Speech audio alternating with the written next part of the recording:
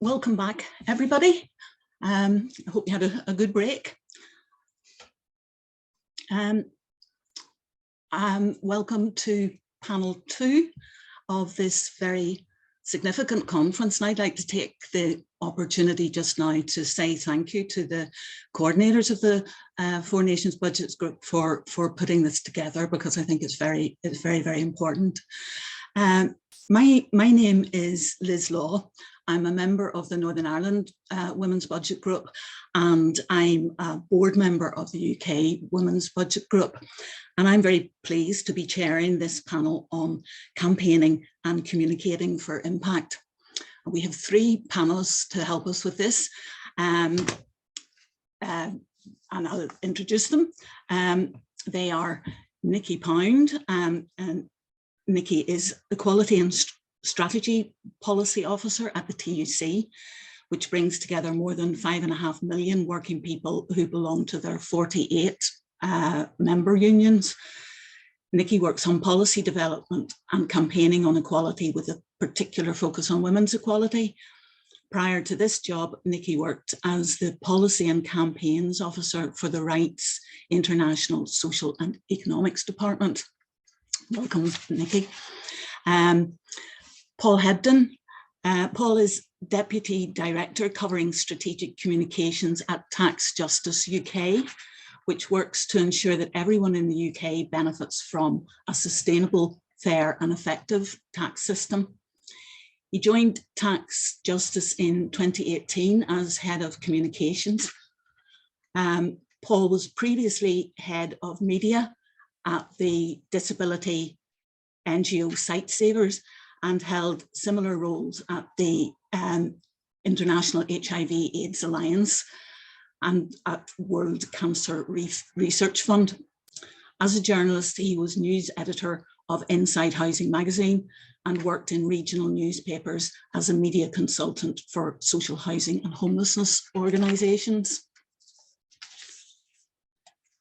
And thirdly, Maddy is Campaigns and Public Affairs Manager at Joseph Rowntree Foundation. Maddy focuses on campaigns to make work a reliable route out of poverty.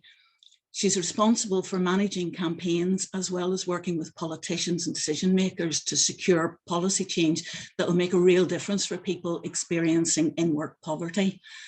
Maddy previously worked for Shelter, the housing and homelessness charity. She led Shelter's campaigning work to tackle housing benefit discrimination in the private rental sector. Before that, she worked at Save the Children UK in their child poverty team, supporting a group of parents to campaign for improvements to the childcare element of universal credit.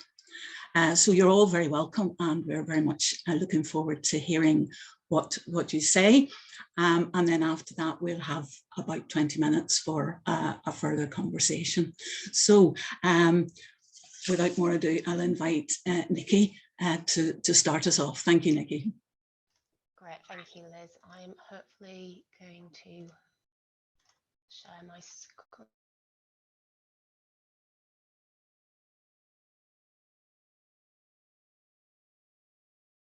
I think you're on mute, Nikki.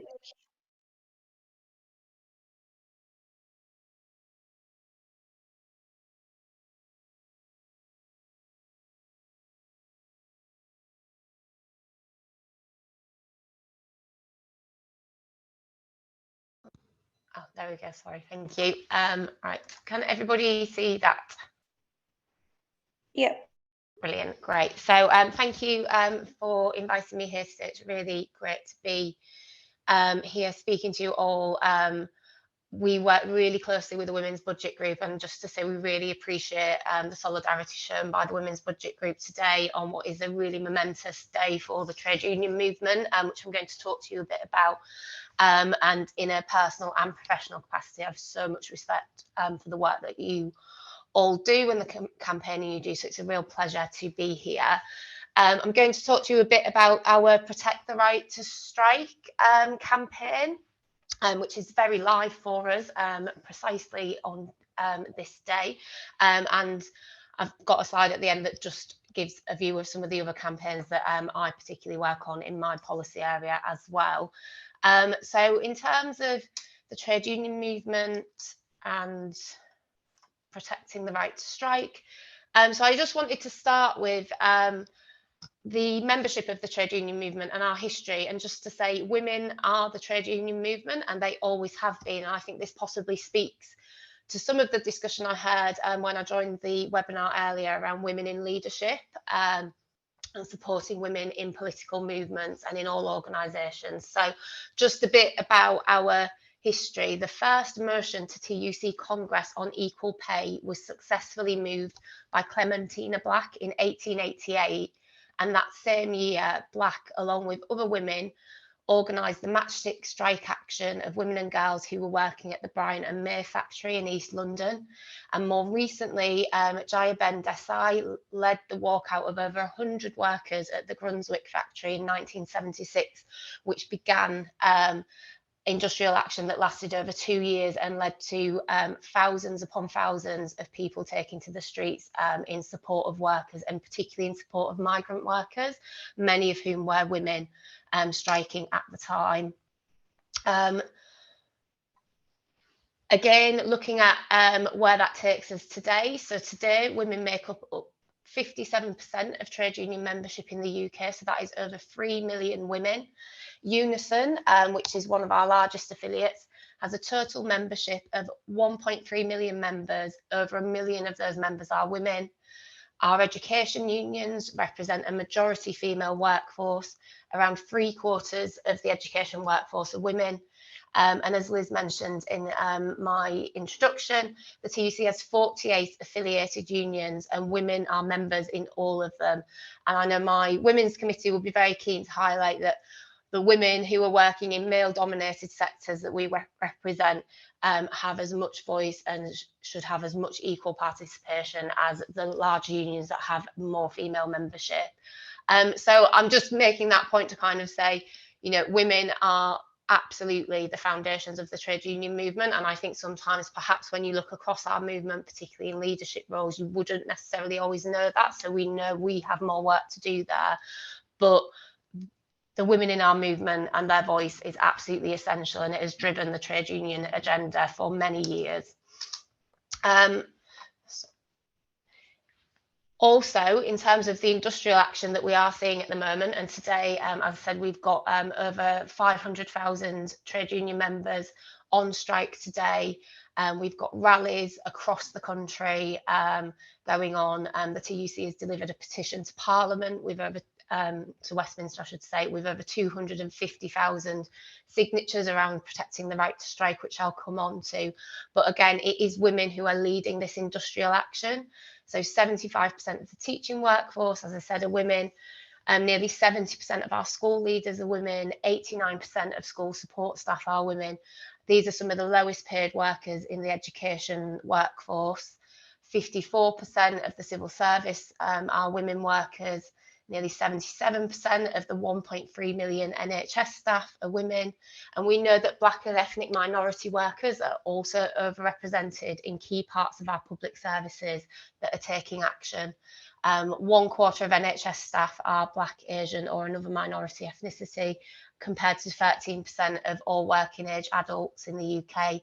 And we know that 82% of the social care workforce are women, and 23% are from a Black, Asian or ethnic minority background. So that's just a bit of context in terms of the action that we're taking in our membership. In terms of talking about the strikes bill, minimum service levels bill, which is a big campaign that we've got going on at the moment, which is around protecting the fundamental right of workers to withdraw their labour in order to negotiate better terms and conditions, and to get employers, and in this case the government, to come round the table. This bill is unnecessary, it is undemocratic, and it is almost certainly illegal. The TUC took legal advice late last year, and we will certainly be challenging this in the courts if the government continues to proceed with it. Just to tell you a little bit more about the bill will allow ministers to, by regulation, impose minimum service levels on 6 sectors. That's health services, education, fire and rescue, transport, and the decommissioning of nuclear installations and management of radioactive waste, and spent fuel border security. What it fundamentally means is that individual workers and their unions could face harsh consequences for falling foul of the rules. As I said, it is unnecessary, undemocratic, and almost certainly illegal. The legislation is draconian. It could lead to individual workers being sacked for taking part in industrial action that was supported through a democratic process. I'm sure many of you will have seen a lot of the narrative in some of the less friendly media corners, very much trying to paint this as union barons and baronesses forcing workers to take action. We are driven by our members. Our members decide through democratic balloting and processes that they want to take action. So this is completely draconian. It's counterproductive. The government's own analysis has warned that it could lead to more strikes and escalate the situation. And it's unnecessary because there is custom and practice for life and limb cover to be agreed by unions during industrial disputes. It's an attack on the fundamental human right to strike.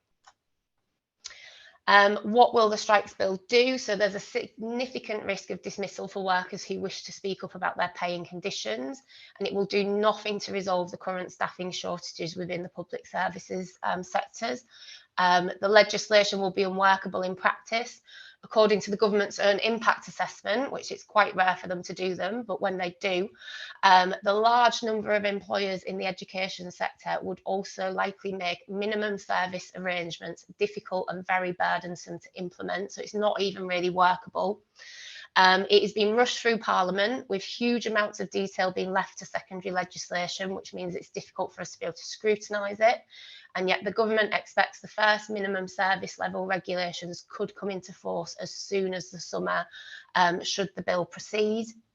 And it hands excessive powers to the Secretary of State to define what services are affected and the level of minimum service to be provided. As I set out, the 6 sectors that are named in the bill as it currently stands, but we certainly see this as the government trying to open the door to curtailing the right to strike for all workers across sectors. So in terms of our campaigns, today is the launch of our Protect the Right to Strike campaign. So we are launching this today in solidarity with the unions that are also taking industrial action. So there are picket lines up and down the country today, as well as rallies. I have many friends who are teachers, and I've had lots of really inspiring pictures from sisters on the picket lines. So we're supporting industrial action today from the NEU, the RMT, PCS and UCU. We have a Protect the Right to Strike petition that we have delivered to number 10, which has over 250,000 signatures to date. We've been using posts on social media and hashtags. We've set up a bit of a toolkit that's available on our website where people can download graphics to share on social media, and posters that people can put in their window. And the bill is going to go to the Lords later on in February. We think towards like the last week of February.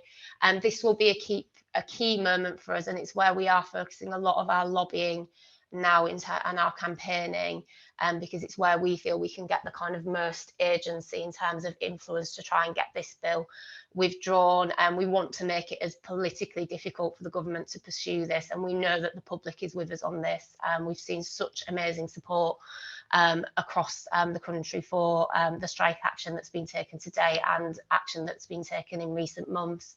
I will circulate these slides afterwards if people want to look at the links that are embedded into the slides, but do keep an eye on our website, tuc.org UK/protect. So that's a quick overview of the right to strike, which I'm happy to take questions on later on in terms of effective messaging and that kind of thing. But I did just also want to highlight, and all of these things actually do kind of feed into the right to strike and the role of trade unions. There are lots of campaigns that we are campaigning on at the moment. These are just some of the key ones: childcare, disproportionate impact of the cost of living crisis on women and other equality groups, parental rights, menopause as a workplace issue, gender sensitive health and safety and recruiting more women health and safety reps, tackling and preventing sexual harassment in the workplace, and gender pay and pensions gaps, and extending reporting to ethnicity and disability. So I will leave it there and hopefully stop sharing my screen. Thanks. Thanks very much, Nikki, for getting us off to start that and reminding us of that whole spectrum of individual and collective action and all of the possibilities that there are right across that. Thank you very much. So I'd like to invite Paul now to continue. Thanks, Liz. I'll just share my screen with the group. Check this is correct here. That's right. Just want to check that you're seeing that. Can you see that? You're not seeing it, are you? No? Do that again.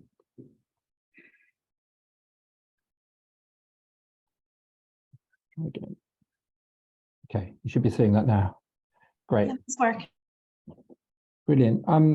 Yeah, thanks. First of all, yeah, it's a real honor to be here and to be invited into this space. I'm really, really happy to be here. And I just wanted to reflect back to Nikki's presentation and just acknowledge that my solidarity with the strikes, and just to say as well, like in my spare time, I have the luxury, if you like, of doing media training, and I trained a really, really impressive and amazing group of women last week who are going to be on strike with the NEU today. So I was doing media training work with them, and it was brilliant, and I was really glad and happy to be involved in that.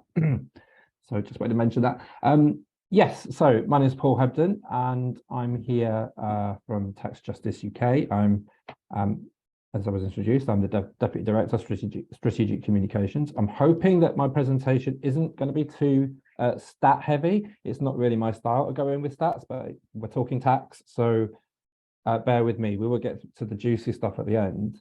But yes, yeah, great to be here today. I first want to start off by saying tax is a gendered issue, and as the Women's Budget Group have pointed out, that's for three main reasons. One, that different forms of tax have different distribution and behavioural effects with people. Tax policy influences the economy in a way that can affect gender equality. So, you know, the way that certain policies are set up, allowances and all the rest of it can affect the economy. And tax also provides revenue, obviously, to support public services and social security, which we know that women tend to rely on more than men. Just a few quick headline stats about UK wealth inequality and why it's a problem and why we're campaigning on wealth inequality, and wealth taxation. So total wealth in Great Britain is estimated at 14.6 trillion. That's a statistic. It comes from the Office for National Statistics Wealth and Assets Survey. However, this is more than likely an understatement, an underestimate. That total of wealth doesn't include business wealth. It's based on survey data, and yeah, there's pretty good evidence to show that the wealthy, in particular, do not tend to respond to surveys. We also know from research by LSE and at Warwick University that when you study the actual tax returns of people, there's a very different story that emerges. So it's fairly good evidence that we know that wealth is understated in the UK. But nonetheless, going back to the ONS figures, we do know that, you know, on the basis of those figures, that the wealth of the richest 1% of households amounts to something like 3.6 million in the top 1%. And that compares with £15,500 of wealth or less for the least wealthy 10% of people in the country. Hi, Paul, sorry to interrupt. Sorry. Can you make your presentation go full screen? We can just... Oh, I'm sorry. Yes, of course. Just make it bigger, thanks. I thought I had. Yeah. Yeah, bear with me. Yeah, there we go. Sorry about that. That's a thing. Is that good? Yeah? Yeah, that's good. Cool. Okay, so we've done wealth inequality, everything. So gender inequality in wealth stacks up like this. Men hold almost 40% more wealth than women on average. We know that ownership of wealth tends to be fairly even between men and women up until the point they reach their 30s, and that's when men start to pull away in terms of wealth. And by the time a woman is in her early 60s, her average pension pot is a fifth of the size of that of a man of the same age. That translates into an annual pension income that's on average £7,000 a year less for women than it's for men. I'm sure if it's that's not per year, sorry, that's in total. And we know that men have higher, well, they earn higher amounts of income from their wealth than women. So in 2016-17, 614,000 people in the UK received £100,000 in income from things like property, interest, dividends. So that's not their job, it's money from the income, it's income from their wealth. And in total, that was £24 billion of income from wealth, and men got 18.6 billion of that compared to women who got 6 billion in terms of that income from wealth. Nearly there with the stats. But even as income from wealth has increased, we don't, income from wealth has increased in the last decades, but we don't tax it very well. So even as income from wealth has increased as a share of national income, the actual amount of money that we're raised from tax has remained flat, or in fact even fallen in some cases. And then just to briefly explain, the primary wealth tax that exist that are already out there are capital gains tax, inheritance tax, dividend taxes. I think there's council tax and stamp duty. Now, the IPPR, Institute for Public Policy Research, have identified 4 main problems with the way that we tax wealth right now. And these are that there are too many opportunities really for tax avoidance, that taxes on wealth, as we've pointed out, raise a relatively small amount of money, that the different taxes on different types of assets create distortions in terms of investment, and that by undertaxing income from wealth compared to income from work, the wealth tax system is essentially regressive. Now, as a campaign, we are calling for 5 main reforms to the wealth tax system at the moment. This slide is based upon a short report we did last year in the run-up to the budget, where we synthesized a lot of the research that's out there on wealth taxation and pulled it all together into a briefing for journalists. It's been really interesting because it's caught the imagination. You may have seen some coverage of it, but in essence, we're calling for 5 things. One is to equalize capital gains tax with income tax rates. So bring an end to the situation where essentially you can have a hedge fund manager paying a lower rate of tax than a nurse by basically leveling up capital gains with income tax. The second thing we're calling for is that we apply national insurance rates to investment income, raise a significant amount of money. The big thing we're calling for, which is quite contentious, is to apply a wealth tax on really extreme wealth. So we're talking about a 1% tax on assets, of people's assets of more than £10 million. We also want to end the inheritance tax loopholes that exist. These are things for like they're called agricultural property reliefs and business property reliefs, which go overwhelmingly to the wealthiest in our society. They don't benefit people with an estate worth less than £8 million, for example. Get rid of them. And of course, as well, reform the rules on non-dom status as well. And in total, this will raise about £37 billion a year. There's been a lot of, it's really, these sets of policies really captured the political and media imagination before Christmas. We've had a lot of coverage of this stuff, and it just seemed like it was clearly one of those moments when journalists and politicians were really interested in hearing new things, and even surprised me that this report got picked up by the New York Times, even, which is just really rare and really unusual for a tax campaign. What do politicians think? Well, Labour, it seems like there's some backbench support for some of these ideas. I think the front bench and certainly the Labour Treasury team accept the critiques around wealth inequality, and it's possible that in a general election in a manifesto they might back some form of wealth tax reform, but they're very nervous about how to message this stuff with the public, and I'll come on to that in a minute. The Conservatives, I think it's very unlikely that they'll shift towards taxing wealth. They're very much a low tax party, as we saw in the summer with the Kwarteng budget. And that's despite the fact that, interestingly, their 2019 sort of electoral base pretty much support higher taxes when you poll them. SNP, I think we're a little bit unclear about where they are on some of these wealth tax reforms, but it'll be interesting to see how things develop. Lib Dems supported capital gains tax reform in 2019, as did Labour, and the Green Party support an annual wealth tax and other forms of wealth tax reform.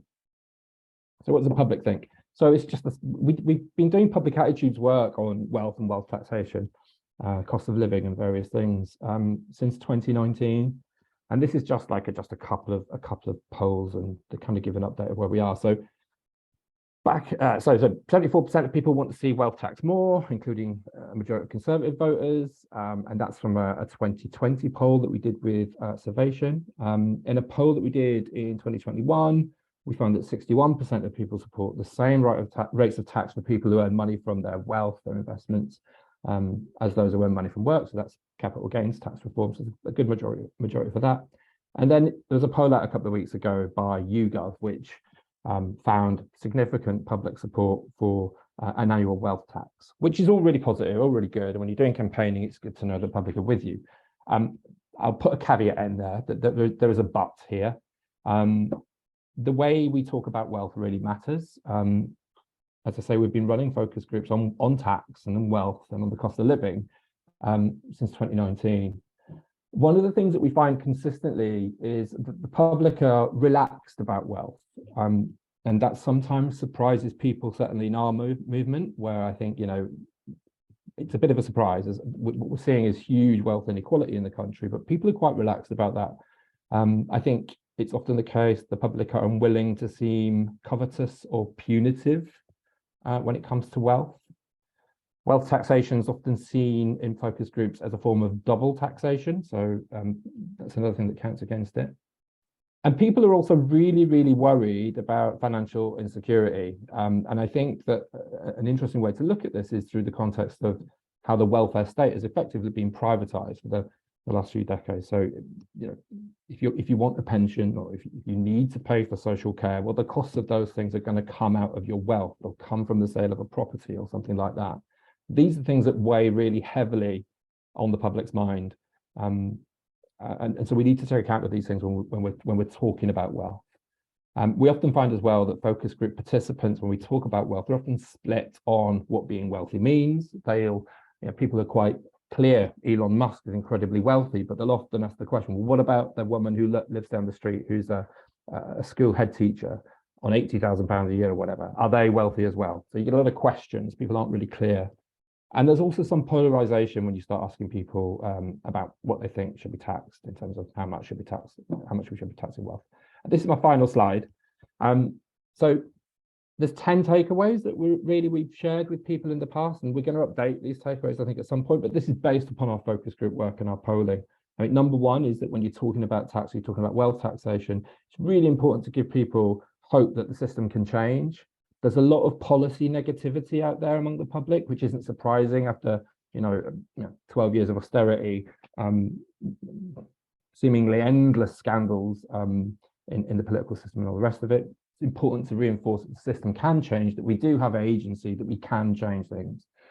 Two, I think, be realistic. People know tax is a force for good, but they don't love paying it. I mean, it's just a fact. None of us love paying it, but we see the good that tax can do. People do see the hollowing out of public services and they want more investment in those public services. Four, I think it's good to be angry and outspoken about tax avoidance and evasion. The public absolutely hate it. But I think it's, again, really important to point to ways in which politicians can change things and change the system. Five, we advise people to be careful not to imply that all public services are paid for by tax, because there are other ways that the government can invest, the state can invest in public services. Six, don't talk about wealth like it's bad. It's not bad if you haven't got any, and it's not bad if you feel financially insecure. Seven, and this is a golden rule for all comms, but communicate about tax in simple, straightforward, everyday language. It's complicated stuff. And eight, use common metaphors, helping about thinking about different ways we can communicate about complex issues is really useful. And often listening to the metaphors that ordinary people use in focus groups can be a really good technique when you're thinking about your messaging and the sort of metaphors you use. 9, beware talking about tax fairness. We tend to tell people not to talk about tax fairness because it's in the eye of the beholder. Fairness means different things to different people.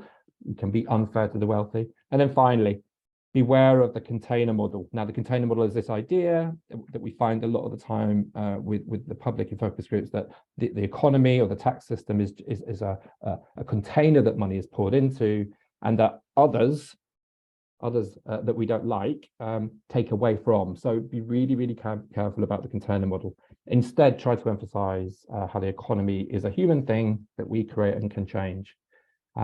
That's me.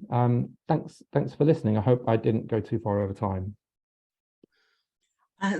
Thanks, Paul, and thanks for that. And you know, that I think there's a lot there about perceptions and how we express what seems totally logical to us, and how that's responded to. I'm going to be very dangerous with my reputation in terms of timing, and because there was a question that came in, and if, Paul, you could give a 10-15 second recap of, in your work, what's the definition of wealth that you use? It's a really tricky one. I think when we're talking about taxing wealth, we talk about extreme wealth. And our policy on that, our position on that is really a policy position about, it's people with assets of more than £10 million. But the question's a really good one, because there's really strong research out there to show, well, people are confused about what wealth is and what being wealthy means. It's something we're hoping to do some more work on, to try to nail down a little bit more. Yeah, lots of different views on that, basically. Thank you. Sorry about that, but it seemed to go with the presentation very, very clearly. So thank you, Paul, and we'll turn now to Maddy, please. Thank you. Great, thank you so much.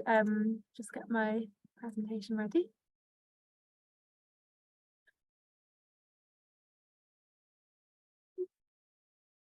Okay, brilliant. Sorry, just adjust the Zoom settings. There we go. Okay, great. So yeah, hi everyone, and thank you so much for having me to speak today as part of this session. So I'm going to be talking about, just to say as well, so my name is Maddy, and I work for Joseph Rowntree Foundation, but I'm here representing a joint campaign that is going to be launching at the end of this month, which is a joint endeavour between Joseph Rowntree Foundation and also the Trust as well. So it's a new campaign called Guarantee Our Essentials, which I'm going to talk you through. So yeah, just to give a little bit of an overview of what this is all about. So it's going to be a new campaign to tackle the inadequacy of our social security system, which I think we've heard a little bit about in these presentations already. And I know there was lots of discussion earlier in the day around the impact of the cost of living crisis, which is obviously very relevant to this as well. So it's going to be calling on the UK government to make sure that the basic rate of benefits at least covers life's essentials, and that support can never be pulled below that level.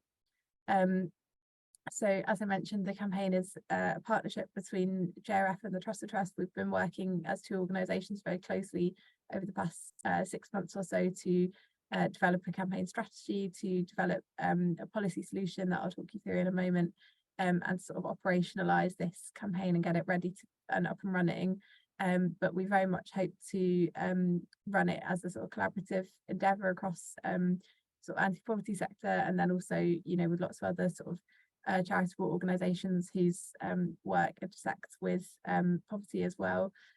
Lots of opportunities for organisations to come on board with the campaign, and we're developing up a campaign brand that will be a sort of neutral brand, rather than very closely linked to either JRF or Trussell's brand, in order to make it easier for organisations to come on board with it. I know that the Women's Budget Group and probably a lot of the other organisations who are on at this conference today were involved in a campaign that JRF was running during the pandemic called Keep the Lifeline, which was a campaign to try and get the temporary £20 uplift to universal credit that was introduced during the pandemic, to try and get that made permanent. And whilst we didn't win that goal, we did make lots of progress, and we had some other really good successes out of that campaign, and a lot of that was because we worked so well together as a sector. And so this campaign hopes to sort of build on some of the successes with that previous campaign. And as I mentioned, it's launching to the public at the end of this month, but we did a couple of events last month to launch the campaign to the anti-poverty sector, and I know there was people from the Women's Budget Group attended that, and it was off the back of that that I was asked to talk a little bit about the campaign to everyone today. And then we also did an event to launch the campaign to Trust the Trust Food Bank Network last week as well, as a sort of really critical group of people who will be involved in the campaign once it's live.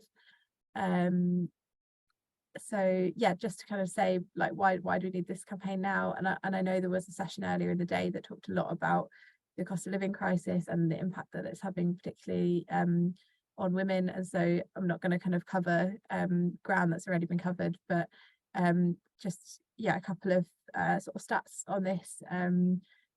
We know that sort of very deep poverty and is rising in the UK, and that the cost of living crisis is exacerbating that. There's obviously lots of drivers of that, but social security inadequacy is a key one.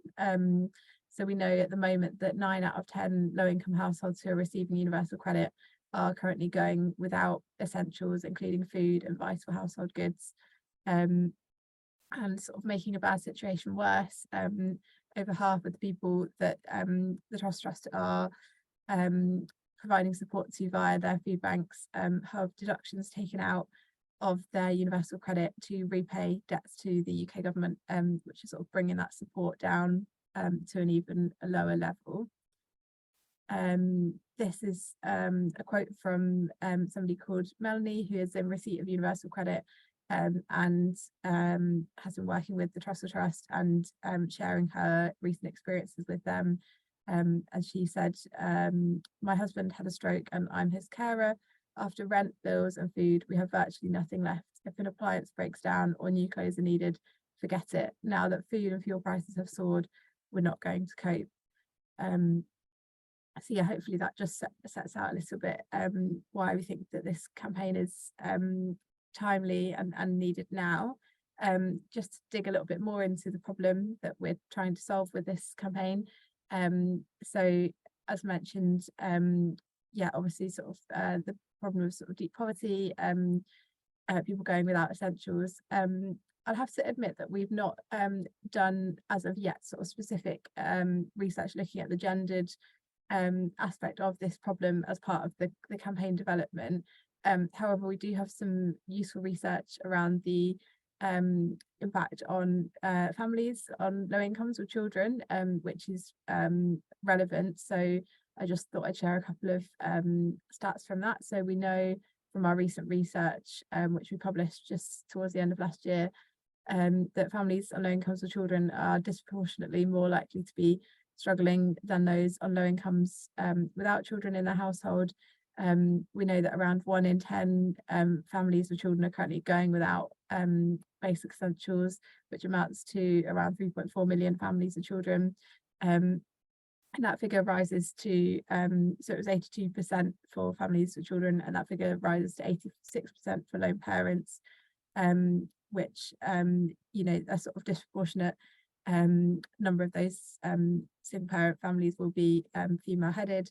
And we also, that is up since when we measured that in December of last year, that was up since the May of last year. And we know that over a third of families with children have reduced the amount that they're spending on food for their children. So obviously this is kind of sort of the effect that the social security inadequacy is having. But in terms of the really specific problem that we're looking to address with our campaign, the key thing is that we know that the basic rate of support within the social security system is set arbitrarily. It's not linked to any objective assessment of what people actually need to afford, at the very least, a basic standard of living. And as a result of that, it's not anywhere near what is needed currently, and it's currently at a 40-year low in real terms. And then to make matters worse, people are often receiving less than this because the UK government is making deductions directly from their allowance, for example, to repay debts to government. So our campaign Ask, our call that we're focusing on for this campaign is to address this, is based on an overarching principle that everybody should be able to afford the essentials, and that the rate of social security support should be set based on a sort of minimum level of adequacy that would allow people to at least afford those essentials, and that the standard allowance of universal credit, even after deductions have been taken out or caps have been applied, should not fall below a level required to cover the essential living costs of of adults in the household. So how do we set and sort of determine that level, and what is needed to provide for people to be at least able to afford the essentials? So as part of our campaign, we're proposing that this should be set by an independent body, that sort of a similar kind of model, for example, to the Low Pay Commission. But obviously, for the purposes of the campaign, if we're saying that things need to change, we need to sort of illustrate roughly the kind of direction that we think it should go in. So we have come up with a sort of indicative level, which is based on a sort of costed basket of essential goods and services, which you can see on the screen there, to reflect cost of core essentials. And then this slide just demonstrates the kind of gap between where things are at the moment in terms of social security rates compared to that basket of essentials. So the sort of current rates in the purple bars, and the cost of the basket in the pink diamonds. Just leave that up for a second for people to have a chance to have a look at it.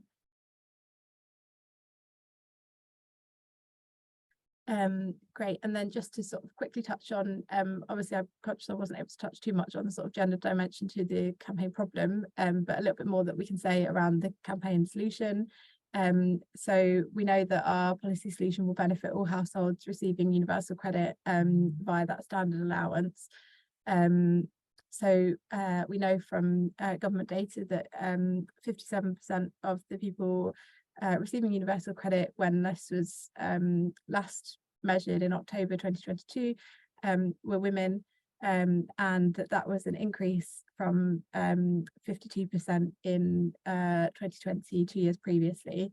So as I think Paul mentioned in his presentation as well, women are overrepresented within the population of people receiving universal credit, often linked to the fact that, as I mentioned, there's sort of greater number of single parent families that are female headed, women tending to have a wider range of caring responsibilities as well.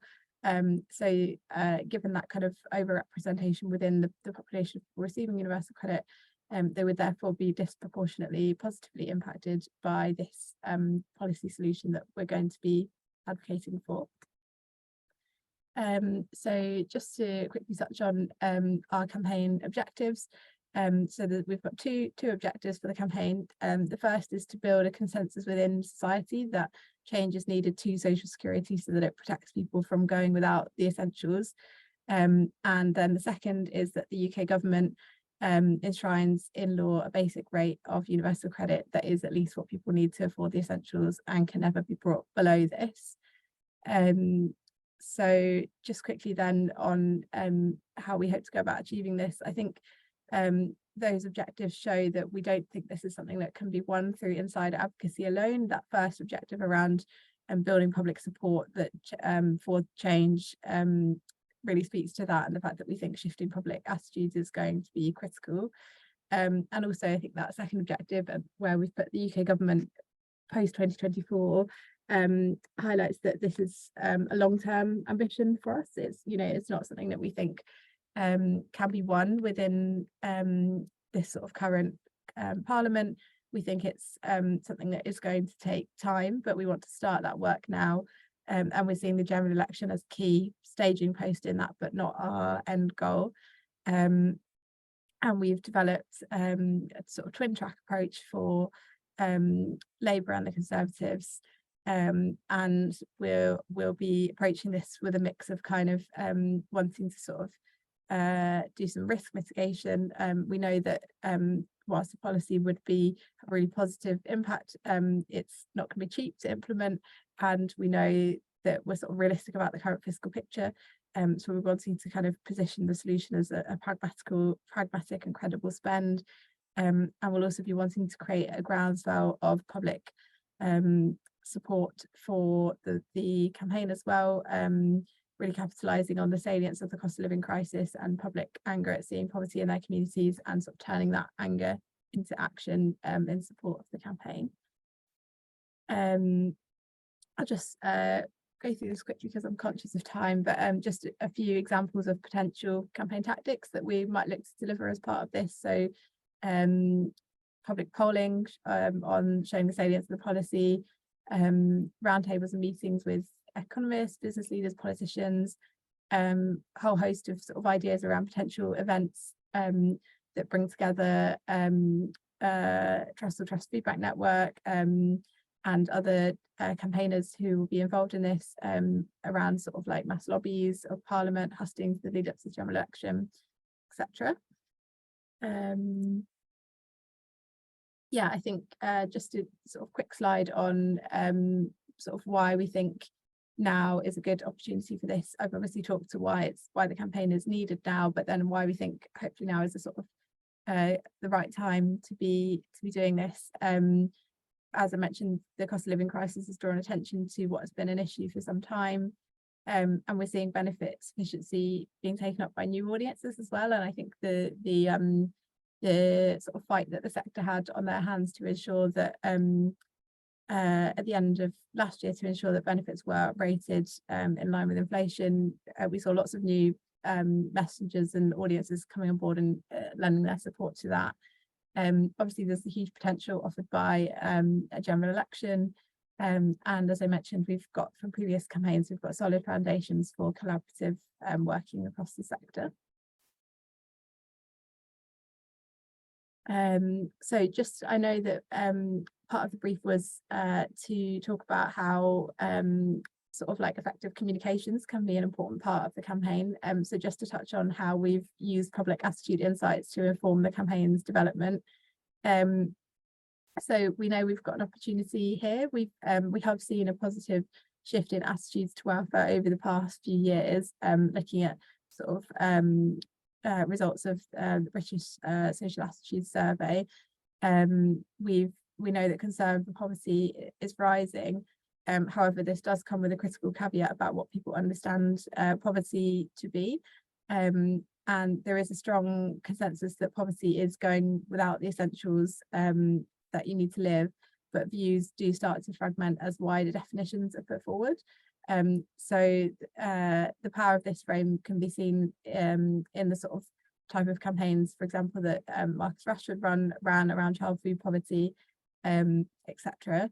So yeah, good public support, but in sort of some limitations to that. So over the past year, we've been undertaking some focus groups to explore how we can sort of maximise that going without essentials frame, and also critically connect that sort of concern to in voters' minds with support for social security reform. So we found that the frame of going without essentials is very powerful and salient right now, and that it packs most punch when it's positioned as something that could happen to you, and that we should all be protected from this level of hardship. It is very critical to address perceptions that universal credit already provides this level of support. I think we found a lot of people sort of agreeing with this, that it should, but not understanding that right now it doesn't. And really showed us that the policy solution must have a direct link to the problem. So we found that at the end of this piece of research, the policy that we were proposing alongside the narrative that we developed in order to communicate it was effective in increasing support for social security, and we had 67% of respondents supporting the policy, even if they had to pay more for it in taxes. I'm just going to skip over that slide because I want to get to the end to allow enough time for questions. Yeah, I'll just share this very quickly to show the campaign script and narrative that we developed via that focus group process. Hopefully once the campaign is launched at the end of this month, you'll see this out and about being used on social media, in the media, etc., in the way we're presenting the campaign. But yeah, just sort of really leans into that kind of frame around this is something that could happen to any of us, and we all need to be protected. The final slide now is just to say a little bit about how organisations on this call can get involved in the campaign, if you'd like to. So we plan to have a couple of different options for levels of engagement in the campaign for other organisations. So there'll be a sort of option to be involved in a quite light touch way. So joining a campaign's mailing list where you can hear updates about the campaign and take action at key moments such as sharing on social media, etc. Or an option for sort of deeper engagement where you can be part of a particular working group delivering tactics in support of a particular element of the campaign, whether that's sort of on the side of sort of local campaigning or, you know, public affairs work, etc. And so, yeah, really happy to send some details afterwards about how organisations can sign up to be involved in one or either of those ways. But yeah, now I will stop sharing my screen, and thank you very much for listening. And thanks very much, Maddy, for that toolbox of you know, all the aspects of a campaign, the evidence base and the message and so on. And I'd like to come back to that in terms of the questions, and I'd like to get a number of questions in. I don't want to rush it, but also could I have a sort of 30-second question to you, which is again specific around was the costing, two parts, was the costing of the essentials gendered in the shopping basket, and in the universal credit ask, will that include assessment and administration of UC and very gendered things like the 5-week wait and so on? Really good question, thank you so much. Yes, I should have said a little bit more about the process of developing up that basket. So it was yeah, it's kind of sort of been put together by a range of informed by a range of different expertise. So sort of policy and analysis expertise from JRF and Trust the Trust, but then also the basket, what's in it, and the levels were sort of work that we did with focus groups also contributed to the design of that, and they included both people who are receiving universal credit and people who are who were sort of cut by different kind of like categories in terms of, like, we looked at user swing voters, etc., a range of different groupings of the public, and then also staff and volunteers from Trust the Trust Food Bank Network fed in to that as well. So it was kind of yeah, sort of general public, recipients of universal credit, staff and volunteers working in food banks, plus analysts from our staff team, all kind of feeding in those perspectives in order to come up with that final basket. But no, there wasn't a sort of particularly gendered aspect to looking at. There wasn't sort of a particular emphasis that we put on it. But the kind of hope is that if that standard allowance of universal credit that everyone receives is more adequate, then that puts less pressure on other elements of universal credit, for example, the child element or disability element or elements like that are often people are having to kind of borrow into at the moment. And just to say, the sort of experience of the system stuff is really important to JRF and Trustle as well, and it's not something that we've included for this first stage of the campaign, but it is definitely something that we want to look into building out into over the course of the campaign as we run it over the next few years. Thanks. And because Nikki didn't get a sort of immediately post event one, I will ask you one now, but I'll link it for the others as well. So someone was asking, could you, Nikki, say a bit more about the childcare campaign? And I'll link it to the others because there's another question which was asking, has the cost of living crisis itself affected your campaigns or how you do your work more broadly? So Nikki first, please. Yeah, great, thank you. I will, when I share the slides, I'll send the link to our kind of briefing that we've done on our childcare position, if that wants to be circulated to delegates. And also I should say we've done some stuff on universal credit as well, and really interesting to hear from Maddy, and tax, well, tax justice as well. I'm getting trouble from the economics team for not having that on my PowerPoint slide. So yeah, in terms of childcare, so I think it's really important to say we are working really closely with the Women's Budget Group, and I believe Sarah Ronan, who's leading the work from the Women's Budget Group on childcare policy and campaigning and kind of bringing together stakeholders. Our policy, our briefing sets out our kind of like fundamental principles that we think need to underpin any reform of the sector, and that is absolutely that there needs to be universal, flexible, accessible childcare for all families from the point at which paid maternity or parental leave ends. We need a new deal for the workforce. And I did see the question in the chat, and the person who asked it is absolutely right. The childcare and early years workforce is overwhelmingly female-led and underpaid, undervalued. I think we really saw that in the pandemic as well, and certainly we did some internal scoping out of members we have in our affiliates who work in childcare and early years, and something that came through really strongly from that was that they really felt abandoned by the government during the pandemic, and that had really exacerbated existing issues.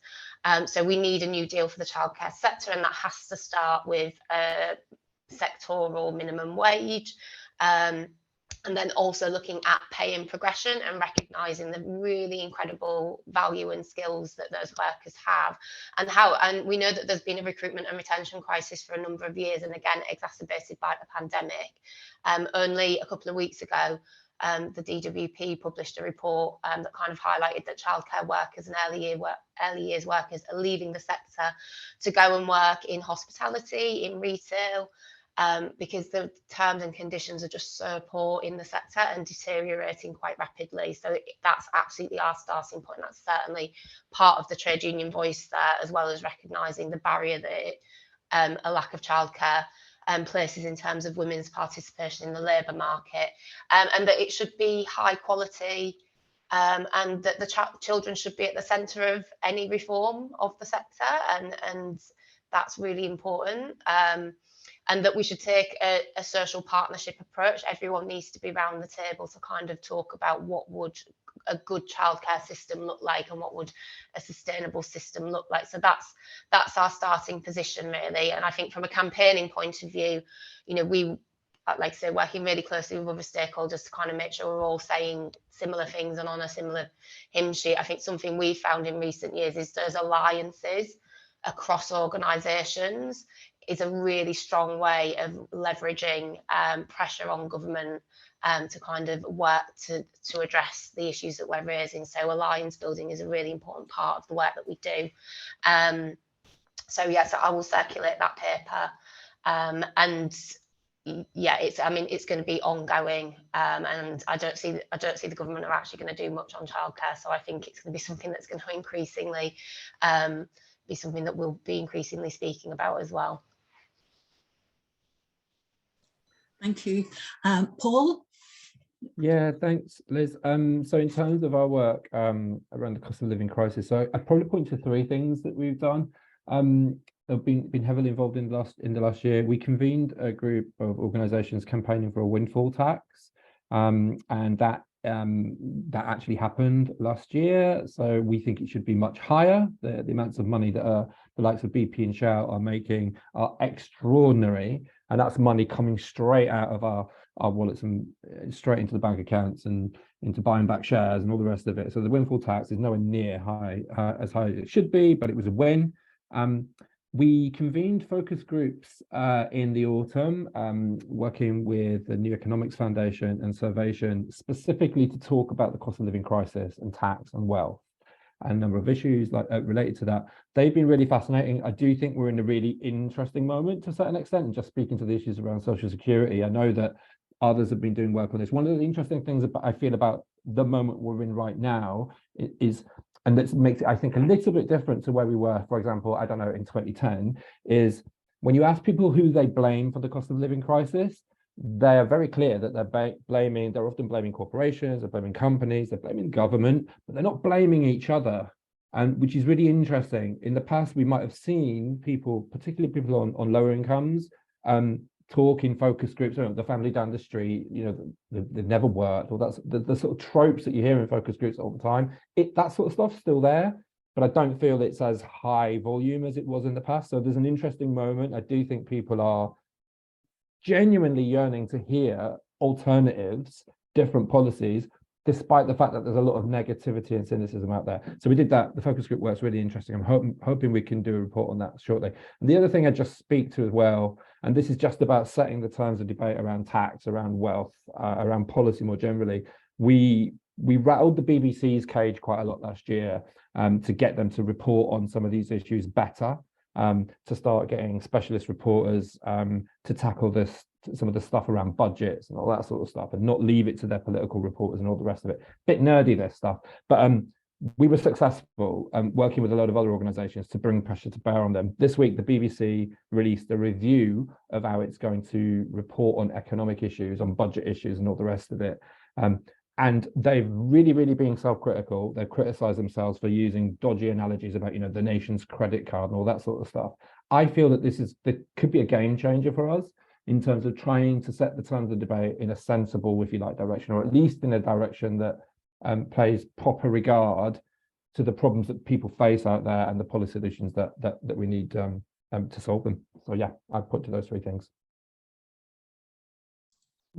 I'm very going over my time, but I'd said to all, it would be to all of you. So Maddy, I mean, I guess your whole, that particular campaign was cost of living based, but do you have a last word? No, happy to let you wrap up. Yeah, thank you.